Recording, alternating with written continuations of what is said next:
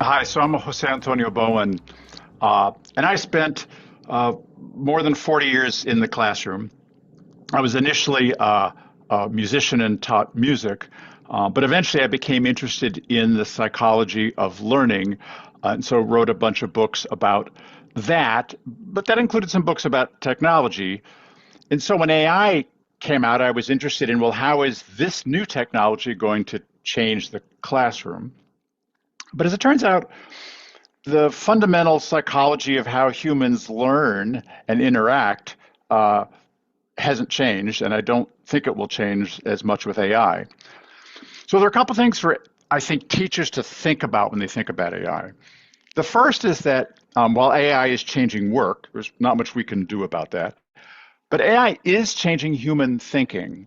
And that's a really important thing for teachers to think about because that's really what we do. We help people learn how to think, how to change their mind, how to adapt to new situations. Critical thinking is always going to be at the core of education.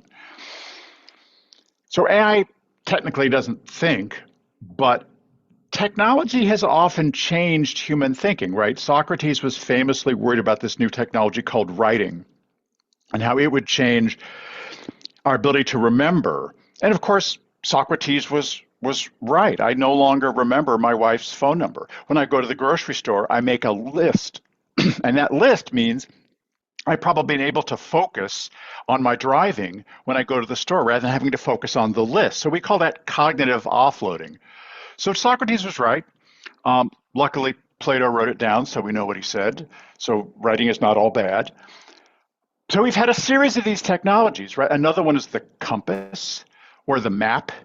So a map is a cognitive technology that makes you smarter. When I show you a map and I take it away, you still have an image of the world. The map made you smarter. But if I give you GPS and I take it away, now you're just lost. So GPS, you offload it and then now you can't find your way around. So which is AI going to be? Is it going to be more like a map or more like GPS?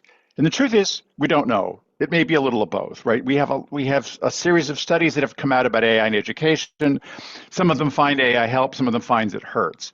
Um, I think what we know now pretty clearly is that if AI is designed well, and the students are not just getting the answer, then AI can be a great tutor. It's great to talk to Socrates or to talk to Einstein, to be able to run 50 versions of your experiment and see what happens. It's great to have AI show where you could tighten up your argument.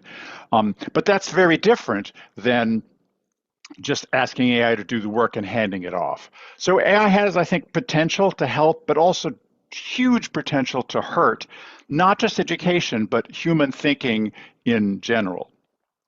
But we also know that AI is the new C. AI is going to change average. It's the new baseline. That if you as a human student graduate and the best work that you can do is work that AI can do, who's going to get you a job? So that means that education has to now raise our standards. We now have to help students do things that AI cannot, or do some things that AI can do, but do them better. And often that will mean doing things that AI can do, but using it as a partner. If I work with AI and I know how to use AI well, there are times when the product of the two working together will be better. But it does mean that education in general has to raise standards. We can no longer graduate people, yeah, well, okay, you can do C-level work. That's the kind of work AI can do, but we'll pass you, right? That's not doing anybody any favors. And lastly, we know that right, AI is a form of labor. You are going to graduate into a world where you will always be an AI boss, right? All of us now are AI managers. From the day that you start work, one of the things you have to manage is AI, right? It's like another employee, or it's like having thousands of employees. So you have to know what things can it do well, what things can it not do at all. How do you delegate? How do you delegate well? So when you delegate to a human, you have to provide clear instructions, right? You have to provide feedback, right? And direction, guidance. AI needs exactly the same thing. If you provide the right sort of guidance and you have the right sort of expertise to make judgments, then you'll be able to guide AI better than other people. Um, so in a sense, we come back to, I think, the core of what education has always been, which is that education has always been about asking better questions and evaluating answers. That's the core of education. Did you ask the right question? Could you ask a better question? Did you get a good answer? Could you make this answer better? Those are two critical skills that everybody now needs in order to use AI well. And since AI is already all around us in all of our lives, it really is, it's seeped in much further already than we think. Then those are the skills that everybody is going to need. Certainly young people will need that to succeed in this new world, because whether we like it or not, AI is already here, it's already in the workplace, and it's already around us. So my job is to help teachers and educators think about how we prepare students for this new uncertain world, where the one certainty is they're probably going to have to use AI in some capacity.